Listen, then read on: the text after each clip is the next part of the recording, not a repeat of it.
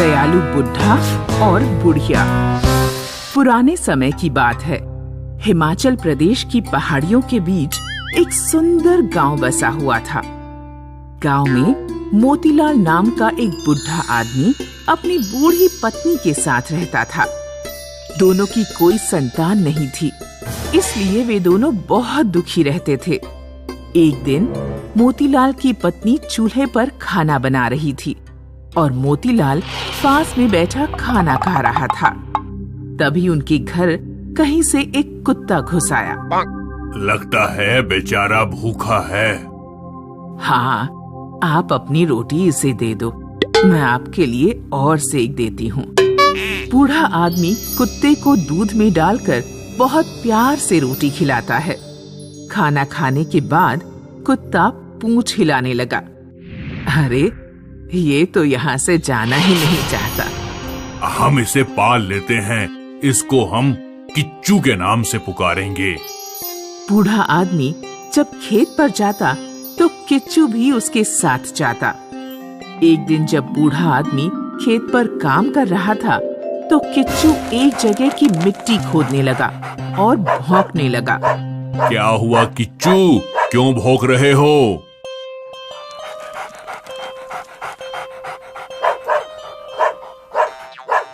शायद ये यहाँ की जमीन खोदने के लिए कह रहा है। क्या है यहाँ पर? बूढ़ा फावड़ा लेकर आता है और किच्चू की बताई जगह पर जमीन को खोदना शुरू करता है। किच्चू खुश होकर पूंछ हिलाने लगा। बूढ़े आदमी का फावड़ा एक पत्थर से जा टकराया। उसने पत्थर हटाकर देखा कि पत्थर के नीचे एक घड़ा रखा हुआ है। बूढ़े ने घड़े को बाहर निकाला। उसमें ढेर सारे सोने के सिक्के रखे हुए थे। बूढ़ा जब घड़ा सिर पर रखकर अपने घर ले जा रहा था तो गांव के एक आदमी चंदर सिंह ने उसे देख लिया। चंदर सिंह रात में बूढ़े के घर पहुंचता है। उसने देखा कि बूढ़ा और उसकी पत्नी सिक्के गिनने में लगे हुए हैं। मोतीलाल, तुम तो कहते थे कि तुम बहुत गरीब हो, अब ये इतने सोने के सिक्के कहाँ से आए तुम्हारे पास?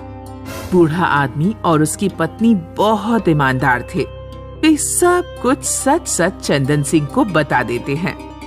अपना कुत्ता एक दिन के लिए मुझे दे दो, मैं आपका जिंदगी भर एहसान मानूंगा। ठीक है, ले जाओ। किच्चू चंदर सिंह के साथ जाना नहीं चाह रहा था। चले जाओ किच्चू, एक दिन की ही तो बात है। अपने मालिक के कहने पर किच्चू चंदर सिंह के साथ चल दिया। अगले दिन सुबह चंदर सिंह किच्चू को लेकर अपने खेत की ओर निकल पड़ा। किच्चू अगर कहीं भी रुकता तो चंदर सिंह जोर से उससे डंडा मारता। खेत तक पहुंचते पहुंचते चंदर सिंह ने डंडे मार मार कर किच्चू को अधमरा कर दिया। अब जल्दी से बता दे, मेरे खेत में खजाना कहाँ गड़ा हुआ है, वरना एक और डंडा लगाऊंगा। किच्चू को चंदर पर बहुत गुस्सा आ रहा था। उसने चंदर को मजा चखाने की सोच ली। वो खेत के एक कोने में गया और उसने जमीन खुरचना शुरू कर दिया। चंदर का मन लालच से भर उठा। अब मुझे अमीर होने से कोई नहीं रोक सकता। चंदर जल्दी जल्दी मिट्टी खोदकर घड़ा बाहर निकालता है, लेकिन घड़े में ढेर सारे मेंढक, केंचुए और गिरगिट निकलते हैं। वे उसके हाथों पर चढ़ जाते हैं। ये क्या भला है? किच्चू, तू रुक जा अभी। चंदर फावड़ा लेकर बेचारे किच्चू के सिर पर मार देता है। 3 दिन बीत गए। बूढ़ा आदमी और उसकी पत्नी अपने किच्चू का इंतजार कर रहे थे। तुम चंदर सिंह के घर जाकर एक बार पूछ लो, मुझे किच्चू की बहुत याद आ रही है। बूढ़ा चंदर सिंह के घर पहुंचता है। चंदर, किच्चू कहाँ है? तुम्हारा कुत्ता गद्दार निकला। मैंने 3 दिन पहले उसे मारकर मेरे खेत में जो शीशम का पेड़ है वहाँ दफना दिया है। बूढ़ा और बूढ़ी किच्चू की मौत की खबर सुनकर बहुत रोते हैं। बूढ़ा चंदर के घर जाकर कहता है, किच्चू तो मर गया, पर क्या तुम उस पेड़ की कुछ लकड़ी मुझे दे सकते हो? जिसके नीचे तुमने किच्चू को दफनाया? बूढ़ा शीशम के पेड़ की कुछ लकड़ी अपने घर ले आता है और उससे एक ओखली बना लेता है। बूढ़ी रोजाना ओखली में धान कूटती थी और किच्चू को याद करती। एक दिन जब बूढ़ी ने ओखली में धान कूटना शुरू किया तो ओखली में से ढेर सारी अच्छी अच्छी मिठाइयाँ और पकवान निकलने लगे।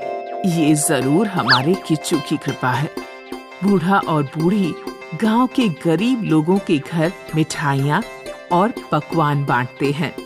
जब चंदर को ओखली से पकवान निकलने के बारे में पता लगता है तो वो मोतीलाल के घर पहुंच जाता है।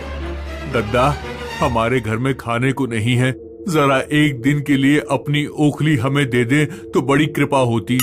दयालु दंपत्ति चंदर को अपनी ओखली दे देते हैं।